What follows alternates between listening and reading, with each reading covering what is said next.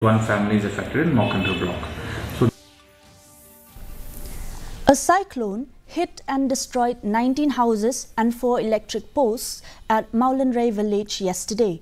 Speaking to the headman of Maulanray village, Arnold Pingrop said that soon after the incident, he immediately informed Gram Sevak, BDO and Deputy Commissioner. He also informed that the office of the block development officer had visited the place and took stock of the situation and also taken all the names of those families that have been affected.